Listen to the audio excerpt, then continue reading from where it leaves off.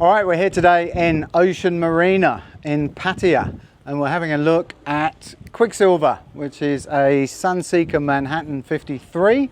I see where it gets the name. It's definitely silver.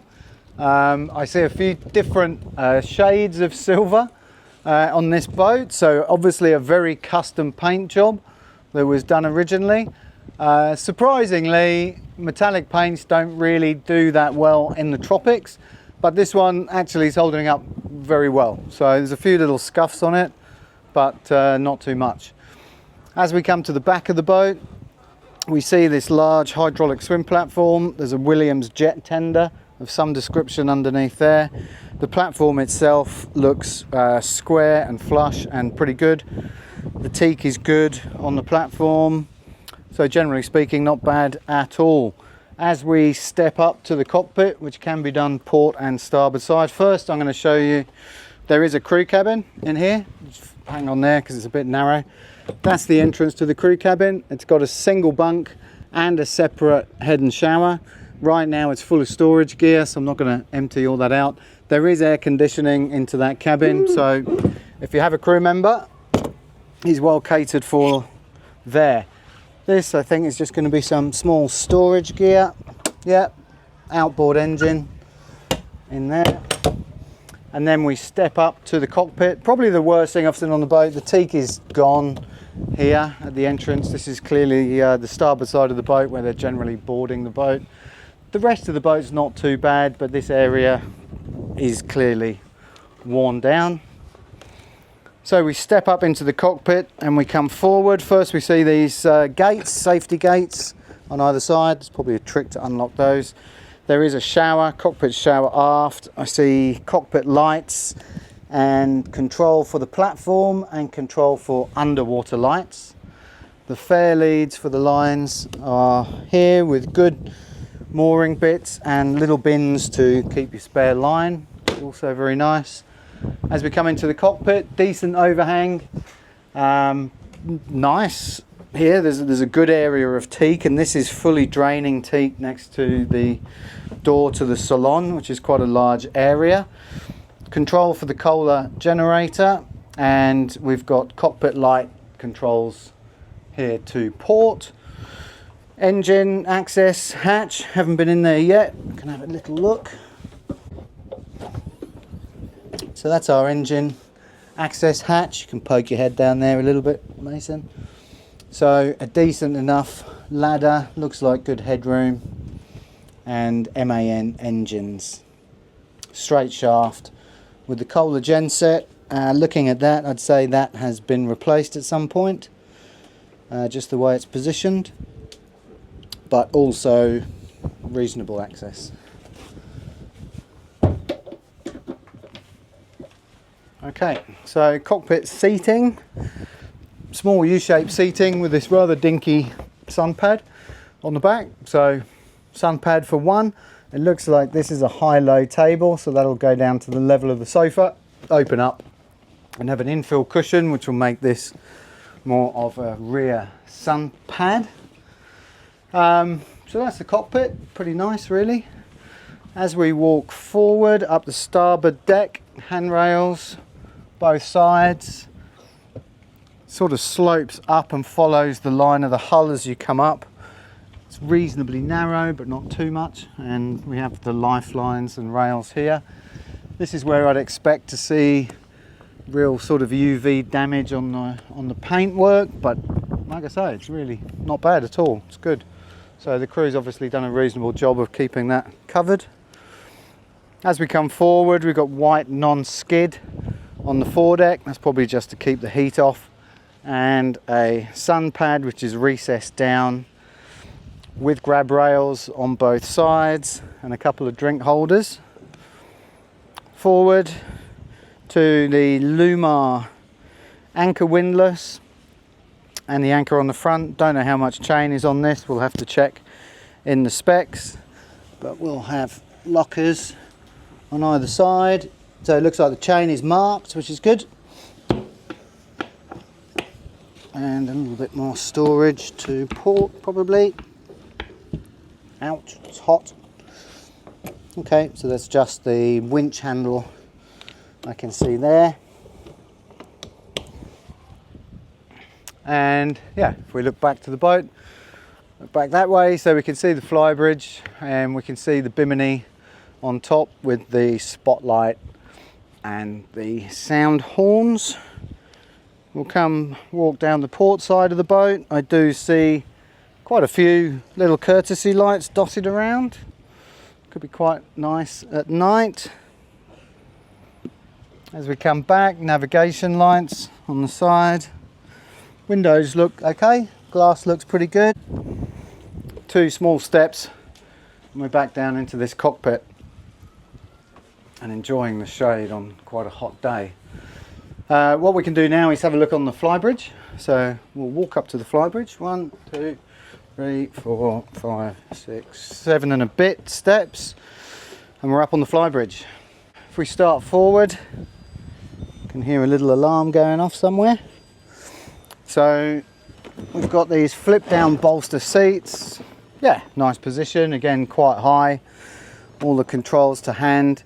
What we do know is this Echo Pilot is not functioning and this Raymarine is missing, so that's been replaced now with the Raymarine multifunction display and the Raymarine Autopilot.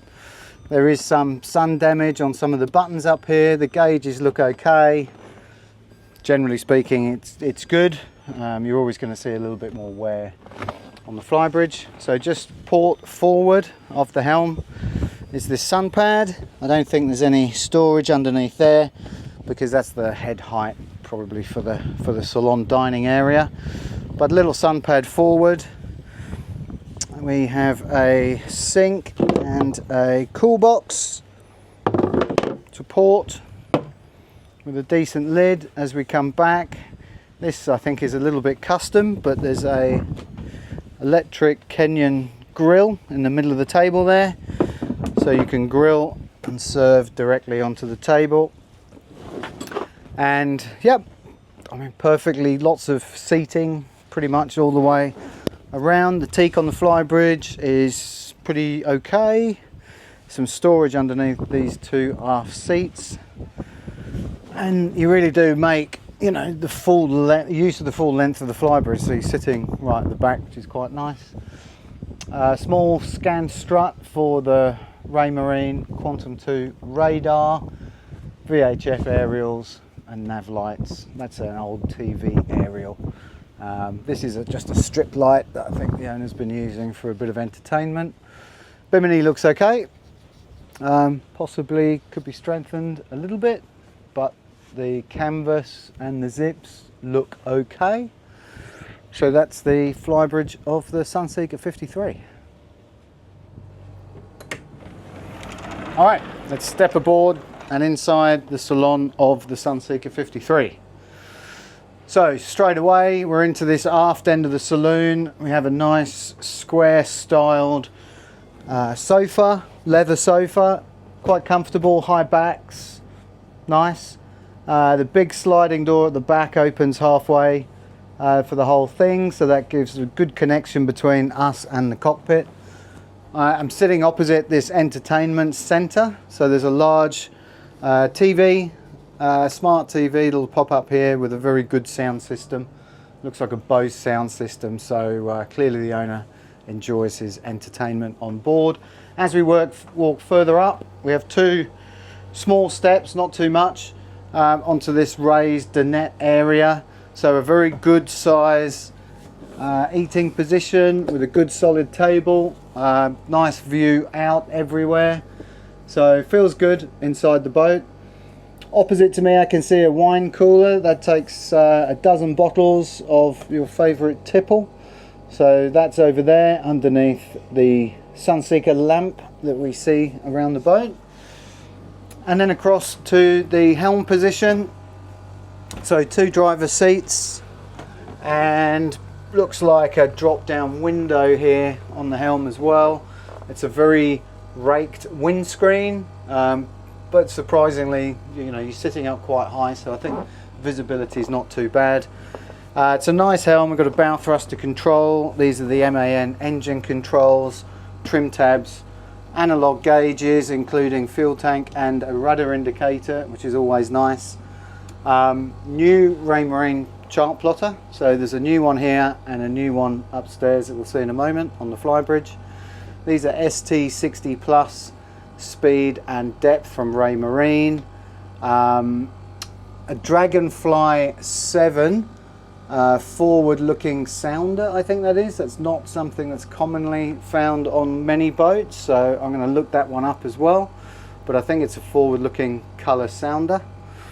New Raymarine autopilot next to the switch gear for lights and washers and the horn, panel for the spotlight, and the two MAN screens to show our engine indications. Steering compass on the top and the VHF over there on the inboard side. Two seats, nice and comfy, sort of leather Sunseeker style, and definitely enough room for two people to sit here, and they do adjust forward and aft. So that's the helm, dinette and salon of the Sunseeker 53. For a 53-foot boat, really quite spacious. Like, it works very well. It's quite a tall boat, so you feel that height, but there's lots of places to move around and sit around the boat, and I would argue that it feels a little bit bigger than a 53. Okay, the Galley on Quicksilver, Sunseeker Galley. This is nice because it's under the windscreen. You've got all of that volume and all of that space and lots of light, so nobody's going to be upset. You are 6 steps down from the salon as you walk down to the galley, so the carpet ends at the bottom of the steps, and then you're onto this lino flooring, which is possibly original. Looks really good. There's no obvious damage or signs of wear, so it could have been replaced. There's 3 hatches in the floor here. Forward is just some storage. The mid hatch, there's access to 2 air conditioning compressors, and back here we have access to what looks like a holding tank. Okay, so we are into the bottom of the boat there. These, I don't know what this is, but it's like a Korean marble type top with a sparkly finish. It's quite nice. So that goes all the way around. We have a single sink, single stainless sink, which is fairly deep, with a mixer tap. There is what looks to be a 6 or 8 person Miele dishwasher stashed away under there. Cutlery drawers with the markouts for all the cutlery. This is a Sharp convection microwave oven, and an inverter fridge, Toshiba fridge freezer, probably been replaced, looks quite new, and a perfect fit, looks very nice there. Opening hatch, so you can open that up next to the electric 3-burner hob, so that's going to work well for getting rid of any cooking smells. And I'm not going to open all the lockers up, but you can imagine these are nice storage all the way along, including for coffee cups and things like that. So there's plenty of light, there's plenty of access, and there's a big hatch for fresh air. So nice galley.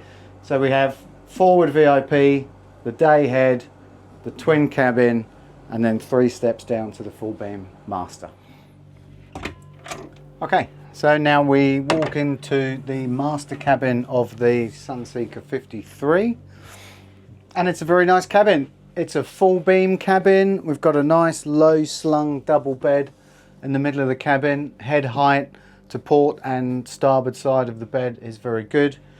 There's drawers either side of the bed, and there's more storage and drawers here on the port side. Big nice hull window, very big opening hatch actually, which is very securely dogged by 3 dogs. Possibly has an alarm on it, can't quite see, but that's a really big porthole, so with both of those open, going to get a lot of fresh air. All of the deck head panels everywhere looks in good nick, so there's no issue there. Also the bed head panels, and everywhere I'm looking at is fine. The carpet's pretty clean, looks like it's removable if we wanted to clean that even more. There's a large hanging locker over here to starboard, which has the owner's things in it, so we won't look too closely there. A very comfortable sofa, and it's always nice to have a sofa in the master cabin of a boat, because otherwise you're always sitting on the bed, so this is good. All the timber work looks nice. It's a satin finish, looks like a cherry, but really no obvious blemishes, no obvious leaks. A couple of little bits, but nothing that wouldn't be sorted out relatively easily. Lots of power points. They're UK power points, so there's some use of adapters going on the boat. I can see there are some Thai power points that have been fitted as well. So they will have been added afterwards. There's drawers underneath the bed, and that's about it. Also, for some reason, a vacuum cleaner in the corner. This does have an ensuite head and shower, which is here on the port side. You can have a quick look in there. So it is a separate shower cubicle and a single sink and a Dometic vacuum flush head. Does appear to have a window and a port as well for fresh air. So for a 53-foot boat, nice cabin. This is one of 3 cabins on the boat. All right, so the forward cabin on the Sunseeker 53 is a nice forward VIP double cabin. So there's not an awful lot of floor space here, but there is one step up onto the side and forward to the double bed. The double bed is very much in the bow, in the V here, but quite cleverly they've squared it off with these cushions on either side and the cabinet work, so I think it's done quite well. There are a couple of pigeon lockers either side, reading lights, overhead lights, and an opening hatch with a mosquito screen on. But the fact that it's, you know, really in the pointy end but doesn't look like it is a nice design feature. When you're standing here at the bottom of the bed, there's plenty of headroom, so 6 foot and a bit. Hanging locker over to the port side, decent size. Some storage, port and starboard, and underneath the bed. This one does share the forward starboard head, which can be accessed through this door as a day head, or if that door's locked, there is another door just behind here which would make it an ensuite head, which is locked at the moment, which is why I can't open that. So that's nice. So you can have 2 cabins with ensuite, and you can have the twin cabin with a day head. Aircon, we have opening ports on both sides, so that's going to be natural fresh air. The boat doesn't smell musty at all. There are a few dehumidifiers around the boat, which seems to be doing the job well. Again, all of the satin timber work looks in reasonable condition for the age. I have noticed a couple of spots on the top of some door frames, but it's not bad, just needs some revarnishing.